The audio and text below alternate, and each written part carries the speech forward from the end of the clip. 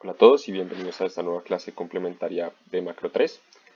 En la clase de hoy vamos a hacer un repaso del modelo de Aghion y Howitt que ustedes vieron en la clase magistral y vamos a meterle una variación a este modelo en donde vamos a analizar qué pasa cuando tenemos piratería o falsificación en el sector de bienes intermedios. Vamos a ver qué efectos tiene esto sobre el crecimiento de la economía, sobre el sector de bienes finales, sobre el sector de bienes intermedios y también sobre el sector de las ideas.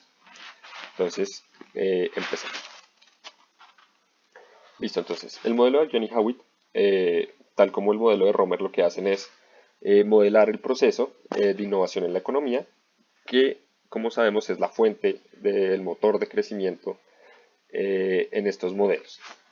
A diferencia del modelo de Romer, el modelo de Johnny Howitt se concentra en estudiar el efecto que tiene el aumento en la productividad medido a través de la calidad de las innovaciones y no tanto en la cantidad de innovaciones, que era lo que realmente le importaba a Romer en su modelo, ¿no? Él decía que entre más variedades de capital de bienes intermedios tuviéramos, pues mayor iba a ser el crecimiento. Acá lo que nos importa es la calidad de esas innovaciones. Entonces, otra similitud que tienen estos modelos es que también tienen tres sectores. Entonces vamos a tener el sector de bienes finales, el sector de bienes intermedios, que es el que produce un bien intermedio que es utilizado en la producción del bien final. Y vamos a tener el sector de innovaciones, que lo que van a hacer no es producir un bien material, sino una idea, unos planos, una innovación, una patente, que va a ser explotada por el sector de bienes intermedios. Al igual que en Romer, igual que el modelo que vimos en la complementaria pasada, este modelo se va a resolver por inducción hacia atrás, lo que quiere decir que vamos a empezar por el sector de bienes finales. Vamos a ver cuáles son las decisiones que toman este sector. Vamos a internalizar las decisiones del sector de bienes finales en el sector de bienes intermedios. Y después las decisiones del sector de bienes intermedios, vamos a ver cuál efecto o qué efecto tienen, perdón, en el sector de las ideas, ¿sí? Entonces, acuérdense que inducción hacia atrás es resolver el modelo desde el final, incluyendo las decisiones óptimas de los demás agentes en la economía. Entonces ahora pues, les voy a presentar un poco la estructura del modelo y los principales supuestos antes de empezar por la solución del sector de bienes finales. Entonces, tenemos una función de producción que está dada por yt igual a at a la 1 menos alfa y xt a la alfa. Entonces, xt es la cantidad de bien intermedio de capital en la economía y vamos a tener que AT es la productividad de ese bien intermedio. Además, en este modelo no hay crecimiento de la población, entonces vamos a normalizar LT igual a 1. Listo. ¿Qué otros supuestos tenemos en la economía? Entonces, cada innovación que se haga va a crear un nuevo bien intermedio que hace obsoletos a los anteriores. Entonces, esto es lo que es el proceso de destrucción creativa, en donde un bien nuevo va a reemplazar al anterior. Entonces esto era tal cual el ejemplo que yo les decía en clase pasada y es el iPhone 4 reemplazó al iPhone 3, el iPhone 5 reemplaza al iPhone 4 y fíjense que todos estos, si bien es un mismo bien, pues que en este caso sería un celular, la calidad de este bien va mejorando, ¿no? Listo. Entonces, si hay una innovación en el periodo T, vamos a tener entonces que la productividad en ese periodo va a ser igual a gamma, que va a ser como ese salto en la productividad por la productividad que yo tenía en el periodo anterior. Entonces gamma va a ser mayor a 1 y si no hay innovación, entonces vamos a tener que gamma es igual a 1 y simplemente la productividad en el periodo T va a ser igual a la productividad en el periodo anterior. ¿Qué más supuestos tenemos? En la economía, en el sector de investigación, solo va a utilizar recursos como insumo, entonces en este caso no vamos a tener trabajo como tenía el modelo de Romer. Las innovaciones son inciertas y es un proceso costoso. Entonces, ¿a qué me refiero con esto? Es que en cada periodo, si nosotros invirtamos plata, no necesariamente vamos a tener una innovación derivada de esa inversión, es decir, hay incertidumbre. Entonces, la probabilidad de que ocurra efectivamente una innovación va a estar denotada por la letra mu y está definida por la siguiente expresión, en donde RT van a ser los recursos que yo invierta en investigación y desarrollo, AT va a ser la productividad del nuevo bien intermedio si la innovación es exitosa, lambda va a ser el parámetro que mide la productividad de ese sector de innovación y vamos a tener que sigma es la elasticidad de probabilidad de innovación con respecto a los recursos invertidos y va a estar acotada entre 0 y 1. Entonces, algo clave de esta expresión es que fíjense que AT, o sea, el nivel de productividad que tenga la economía, afecta negativamente la probabilidad de innovación. ¿Y esto qué quiere decir? Que cada vez es más difícil innovar. Cada vez es más difícil inventarse o desarrollar un nuevo bien que permita aumentar la productividad. Entonces piensen con el mismo ejemplo de los iPhones, es que, oiga, cada vez los iPhones son más parecidos, ¿no? No tienen muchos cambios relevantes. Lo que él me está diciendo es como, oiga, cada vez es más difícil inventarme algo nuevo que reemplace lo anterior y que efectivamente aumente la tecnología, la productividad de la economía. Teniendo esto en cuenta y teniendo además que hay incertidumbre, entonces nosotros no vamos a tener un crecimiento certero, sino un crecimiento esperado de la productividad AT. Entonces, ¿cómo sacamos ese crecimiento esperado? Entonces, con probabilidad mu, que es si efectivamente hay una innovación, entonces yo sé que eh, el crecimiento o la tasa de crecimiento de la productividad va a ser gamma menos 1. Entonces, ¿cómo saqué esa tasa de crecimiento? Pues fíjense que esto es pues la tasa de crecimiento normalita, la productividad en el periodo T menos la productividad en el periodo T menos 1 sobre la productividad en el periodo inicial. Entonces, teniendo en cuenta lo que habíamos visto, en donde gamma es ese salto de productividad, entonces si yo reemplazo AT por gamma por AT menos 1 y factorizo, me va a dar entonces que la tasa de crecimiento va a ser efectivamente gamma menos 1. ¿Y qué pasa? Con probabilidad 1 menos mu, pues no va a haber ninguna innovación. Entonces, el crecimiento de la productividad va a ser 0. Con esto en mente, yo ya puedo sacar la tasa de crecimiento esperada de la productividad, que resulta de sumar la probabilidad de una innovación por el aumento de la productividad, más 1 menos la probabilidad de innovación por ese cambio en la productividad, que va a ser 0, de tal forma que me queda que la tasa de crecimiento de la productividad va a estar dada por gamma menos 1.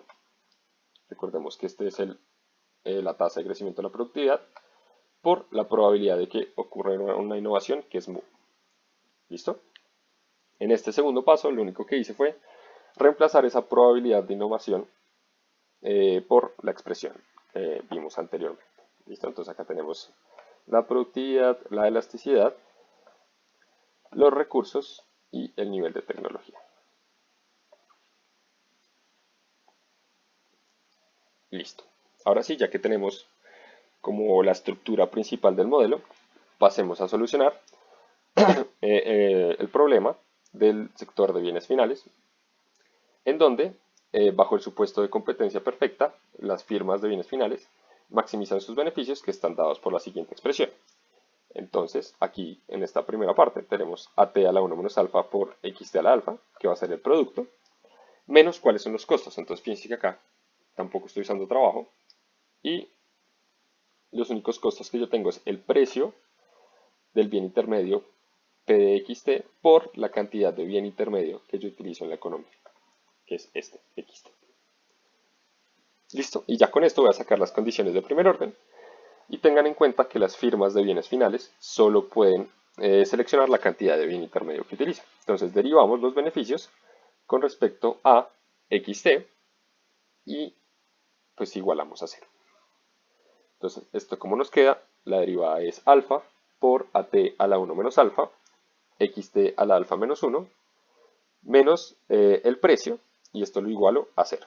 Y de acá voy a despejar el precio para sacar la función inversa de demanda. Entonces me queda el precio, que es igual a alfa por AT a la 1 menos alfa, XT a la alfa menos 1.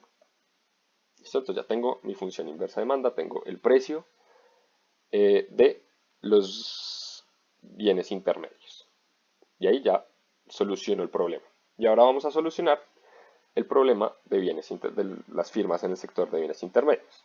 En este caso, los agentes están motivados en obtener las ganancias monopólicas de la innovación. Entonces, si recordamos en el modelo de Romer que vimos, pues el sector de bienes intermedios, las firmas obtenían una patente o unos, digamos, derechos exclusivos sobre esa innovación que explotaban y por ende tenían el monopolio sobre eso y podían obtener beneficios. Lo mismo va a ocurrir en este modelo, lo único o la única diferencia es que acá las firmas obtienen esta patente, por un único periodo porque con una probabilidad que ya vimos, en el siguiente periodo pueden ser reemplazadas por una tecnología mejor. ¿Listo? Eso es uno de los cambios también principales o diferencias entre el modelo de Romer y el de Aghion y Howe. ¿Listo? Entonces, como les había dicho, el monopolista obtiene la patente por un periodo y luego esta patente expira por que puede haber una innovación. Y así el monopolista va a decir cuánto producir considerando pues la demanda que hay de bienes intermedios que sacamos en el punto anterior. De esta manera, la función objetivo del monopolista va a ser los precios que él cobra por ese bien intermedio por la cantidad de bien intermedio.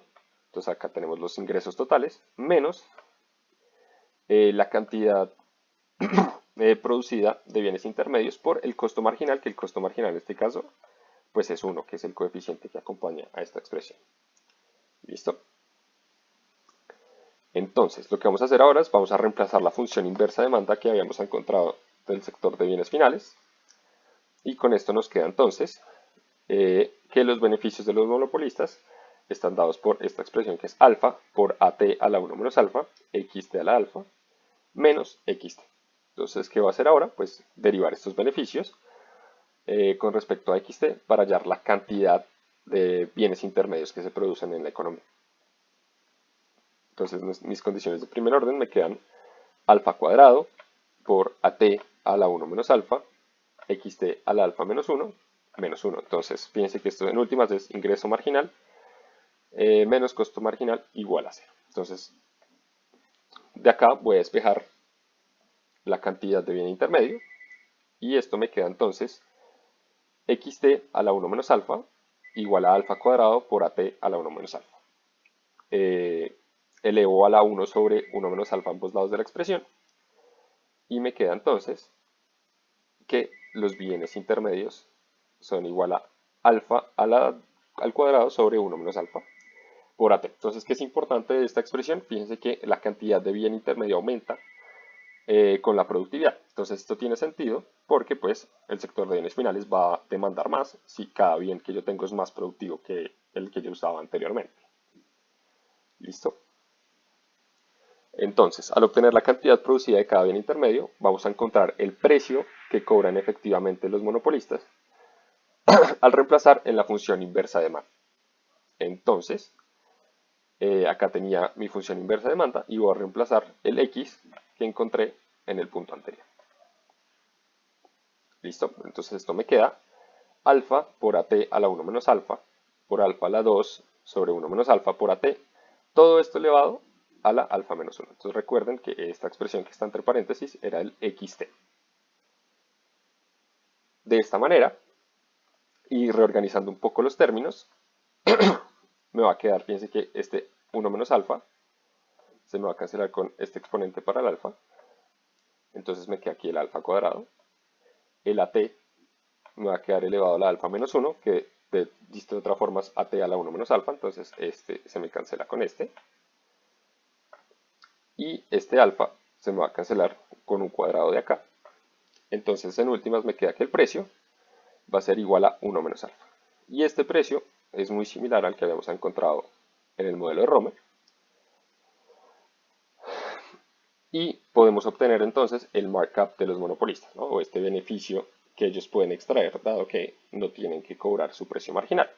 Entonces el markup es la diferencia entre el precio que cobran los monopolistas y el costo marginal que ellos tienen de producir. Recordemos que el costo marginal era 1, entonces esta resta me queda que el markup es 1 menos alfa sobre alfa. También de lo que vimos la clase pasada, recuerden que si alfa aumenta, disminuye el markup de los monopolistas. Es decir, que el alfa de alguna manera me está capturando como un grado de competencia que pueden tener los monopolistas al momento de producir. Listo, entonces ya tenemos el precio y las cantidades de los monopolistas. Y con precios y cantidades pues vamos a sacar los beneficios que obtienen de estas rentas. Entonces fíjense, los beneficios son el precio por las cantidades. Voy a factorizar el x y lo que voy a hacer ahora es reemplazar por los parámetros que había encontrado en los puntos anteriores. Entonces esta partecita de acá son las cantidades, acá tengo el precio encontrado y menos 1 que era el costo marginal. Entonces ya tenemos los beneficios de los monopolistas. Lo que voy a hacer ahora es agrupar los alfas para que más adelante me quede hacer el álgebra más sencillo. Pero si no, si ustedes lo dejan hasta ahí ya estaría correcto. Entonces, dividiendo por el alfa, entonces me va a quedar que los beneficios son AT a la alfa. Todo esto le va a la 1 más alfa sobre 1 menos alfa por 1 menos alfa. ¿Listo? Entonces acá ya tengo los beneficios, que es una expresión relativamente sencilla y que me va a facilitar el álgebra en los siguientes pasos. Listo, entonces hasta ahí ya hemos solucionado el sector de bienes finales y el sector de bienes intermedios. Ahora vamos a pasar a solucionar el sector de investigación y desarrollo. Que recordemos, solo utilizar recursos, es decir, yo solo meto plata para que salga una innovación, no voy a utilizar trabajo ni capital distinto a estos recursos. ¿Sí? O sea, no tengo como una función de producción como tal de ideas. Pero entonces, lo que sí tengo, el sector de investigación y desarrollo son unos beneficios. Entonces, el objetivo va a ser encontrar los recursos óptimos que se deben invertir en este sector ajustados al nivel de tecnología existente. Es decir, lo que yo quiero encontrar al solucionar este problema es esta relación R sobre A. Entonces, recursos ajustados por el nivel de productividad de la economía. ¿Listo? ¿Qué tenemos? El precio de la innovación, es decir, el precio que cobra el sector de las ideas al sector de bienes intermedios por esa patente, tiene que ser igual al valor de los beneficios del monopolista de bienes intermedios. Sin embargo, es claro que los ingresos están condicionados a que exista una innovación, es decir, si yo no innovo, pues en últimas yo no voy a recibir ningún beneficio. Entonces, la función objetivo del sector de las ideas queda determinada de la siguiente forma. Entonces, la probabilidad de innovación por esos beneficios que le puedo cobrar yo a los monopolistas de bienes intermedios, menos la cantidad de recursos que yo invierto para innovar, ¿no? Y esto es, yo sí o sí gasto independientemente de que haya una innovación, por eso no tengo ninguna probabilidad que acompañe al RT. ¿Listo? Entonces ahora voy a reemplazar el valor de la probabilidad, entonces me queda lambda por RT sobre AT a la sigma por los beneficios menos RT. ¿Listo? Entonces, ¿qué escogen las firmas en el sector de las ideas? Pues cuánta plata invertir, entonces cuántos recursos invierten en este sector. Entonces vamos a sacar las condiciones de primer orden. Entonces, al derivar los beneficios con respecto a RT, me queda la siguiente expresión. Sigma por lambda sobre AT por RT sobre AT a la sigma menos 1 por los beneficios. Y lo que hice fue pasar de una vez el costo marginal de esos recursos, que era 1. Lo pasé al otro lado a sumar. Listo. Ahora lo que va a hacer es reemplazar los beneficios del sector de bienes intermedios, que es este pi asterisco, y simplificar. Entonces acá ya la cosa se pone un poco compleja en el sentido de que pues, tenemos expresiones un poco más largas, pero van a ver que no va a ser tan difícil. Listo. Entonces aquí ya reemplacé mis beneficios.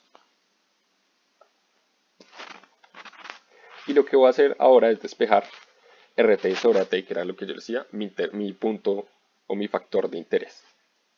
Entonces lo primero que hago va a ser pasar a dividir pues todo al otro lado.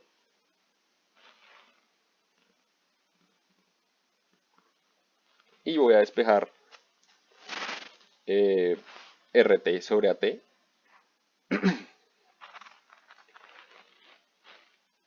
Fíjense que acá un punto clave, y es donde estaba perdiendo este AT, se me va a cancelar con este de acá, por eso es que no me aparece en el otro lado de la expresión. Y ya encontré entonces la relación de recursos ajustados por nivel de productividad óptimo. Fíjense que solo depende de parámetros, entonces sabemos que esta va a ser constante.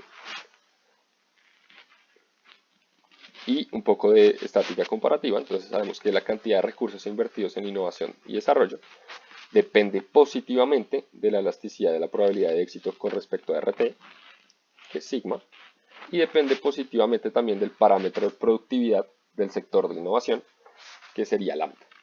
¿Listo? Entonces, si aumentan estos parámetros, va a aumentar la cantidad de recursos que se invierte. ¿Qué pasa si aumenta alfa? Pues intuitivamente, digamos, sacarlo así a ojo, tal vez sí requiere un poco más de derivación, pero intuitivamente disminuirían los recursos que se invierten. ¿Por qué? Porque al disminuir el alfa van a disminuir las rentas monopólicas, lo que hacen que caigan los beneficios que puedan cobrar eh, el sector de las ideas y por ende, pues como van a tener menos ganancias esperadas, pues invertirían entonces menos recursos, porque igual tienen ese nivel de incertidumbre a la hora de invertir. ¿Listo? Entonces ya hasta ahí hemos solucionado, digamos, todos los problemas del sector. Ahora vamos a ver esto cómo afecta el crecimiento de la economía. Entonces para esto nos vamos a devolver a la función de producción de bienes finales y vamos a reemplazar la cantidad óptima de bien intermedio producida para ver de qué depende este YT o el producto de la economía. Entonces voy a reemplazar el XT a el XT. Y entonces acuérdense que esto era alfa a la 2 sobre 1 menos alfa por AT elevado al alfa. Y esto entonces me va a quedar que YT depende de AT por alfa a la 2 sobre 1 menos alfa. Entonces esto en últimas que me dice, nuevamente, que el crecimiento de la economía, YT, va a estar supeditado al crecimiento de la productividad. Y nosotros ya habíamos sacado el crecimiento de la productividad anteriormente. Y ese va a estar dado por la siguiente expresión, que sería gamma menos 1 por lambda por RT sobre a la sigma. ¿Listo? Entonces, ¿qué pasa nuevamente? Pues el crecimiento de la economía, entonces va a depender si el salto de productividad es mayor, va a depender de la productividad en el sector de la innovación, va a depender positivamente. Obviamente depende positivamente de la cantidad de recursos que yo invierta. Va a depender negativamente de alfa por, nuevamente esto va a lo que pasa con el sector de los monopolios, ¿no? Que pierden su poder de mercado y por ende bajan sus beneficios y baja entonces los recursos invertidos en el sector de innovación. ¿Listo? Entonces esto es como el modelo simplificado de Ion y Howitt. Sé que fue un poco rápido, pero pues van a tener acceso a todas estas notas y el álgebra. Ahora, en el siguiente video, lo que vamos a ver es qué pasa si le metemos piratería o esta competencia deslegal, ilegal, falsificación al modelo.